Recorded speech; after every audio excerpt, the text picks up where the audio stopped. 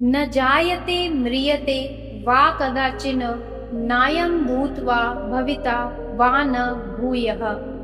प्रातः काल का समय होते ही सड़कें गुलजार हो जाती हैं। लोग अपने अपने कार्यों में व्यस्त हो जाते हैं। किसी के हाथ में टिफिन है, किसी के हाथ में मोबाइल, किसी के चेहरे पर चिंता तो किसी की आंखों में सपने होते हैं। हर कोई दौड़ रहा होता है किसी मंजिल की ओर, या कहें शायद किसी भ्रम की ओर। लेकिन क्या आपने कभी रुककर स्वयं से यह प्रश्न किया है, मैं कौन हूँ? मुझे ये जीवन क्यों मिला है? क्या ये सब बस यूं ही है या इसके पीछे कोई अदृश्य योजना है? आज हम चर्चा करेंगे आत्मा का करार, एक ऐसा विषय जिसे पश्चिमी जगत सोल कॉन्ट्रैक्ट कहता है, परंतु हमारी भारतीय संस्कृति में इसे हजारों वर्षों पूर्व प्रारब्ध, संस्कार और आत्म संवाद के रूप में बताया गया है। यह विचार कि हमारा जन्म, हमारे संबंध, हमारे सुख दुख, इन सब का कोई पूर्व नियोजित कारण है, यह किसी कल्पना का विषय नहीं, बल्कि वेद, पुराण और उपनिषदों का सुदृढ़ सत्य है। उपनिषदों में आत्मा को चैतन्य कहा गया है, अर्थात वह जो स्वयं से प्रकाशित है। कठोपनिषद कहता है, न जायते म्रियते वा कदाचिन नायं भूत्वा भविता वा न भूयः, अर्थात आत्मा न जन्म लेती है न मरती है, वह नित्य है, शाश्वत है, अविनाशी है।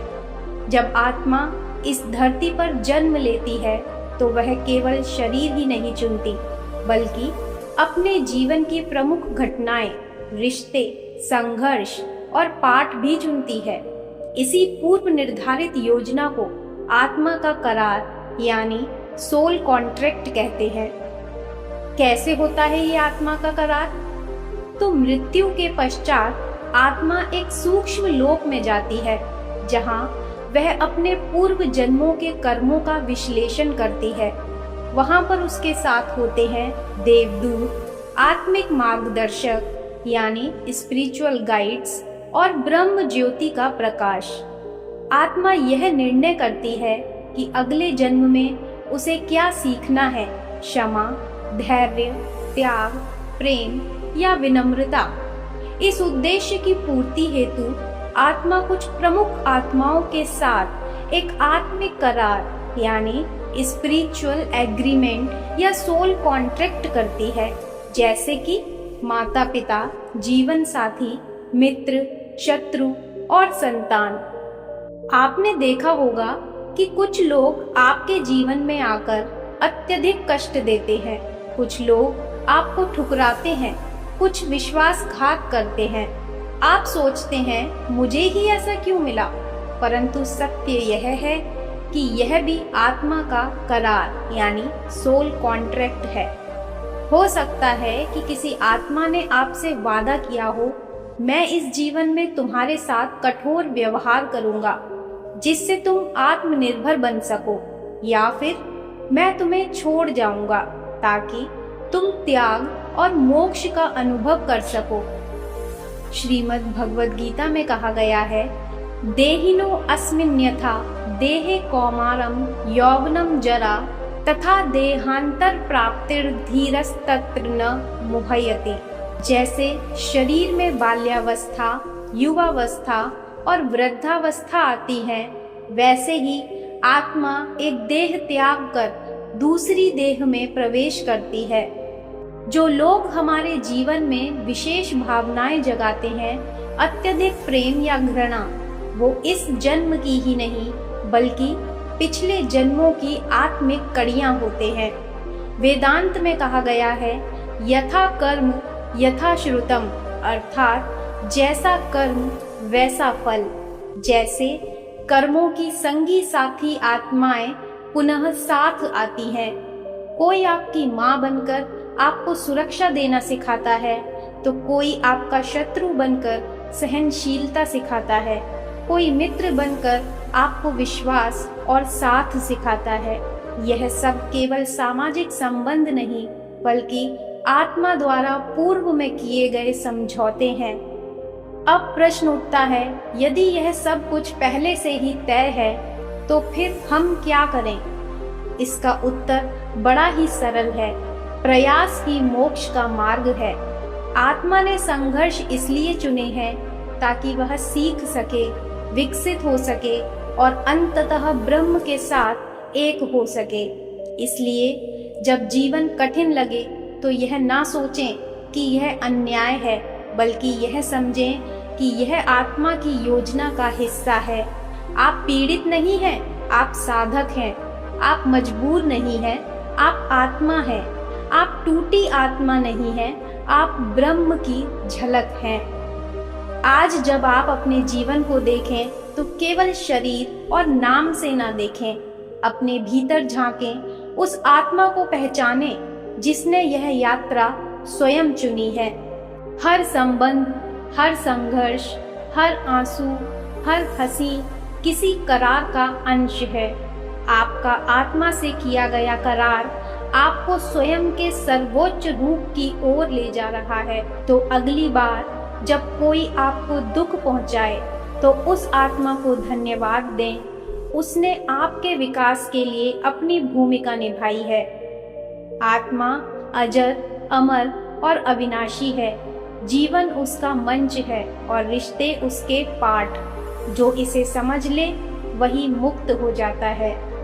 आत्मा न कभी जन्म लेती है, न मरती है, न यह उत्पन्न हुई है, न ही यह कभी नष्ट होगी।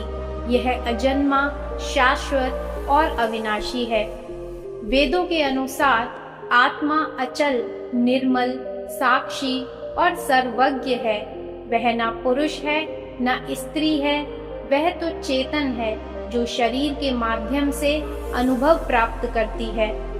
आत्मा का स्वभाव है विकास, अनुभव और विस्तार, और इसीलिए वह बार बार पृथ्वी पर अवतरित होती है स्वयं चुने हुए अनुभवों के लिए।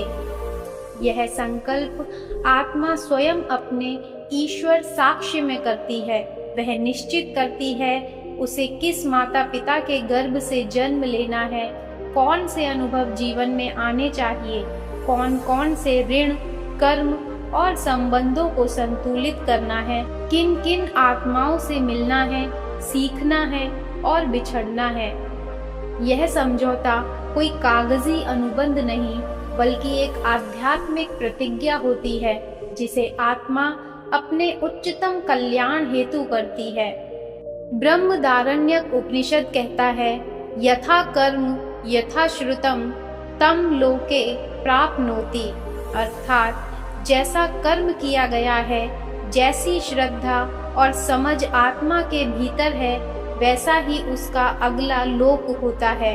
इसका तात्पर्य यह है कि आत्मा अपनी अगली यात्रा स्वयं तय करती है, कर्मों के अनुसार और ज्ञान की प्यास के अनुरूप।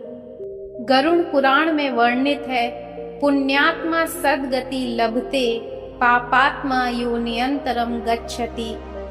संसार के प्रत्येक जन्म में आत्मा एक नया शरीर धारण करती है, परंतु आत्मा वही रहती है। पुराने जन्मों के अधूरे संबंध, वचनों के बंधन और कर्मों की गांठ, सब कुछ अगले जन्म में आत्मा साथ लाती है। यही पुनर्जन्म का सोल कॉन्ट्रैक्ट होता है।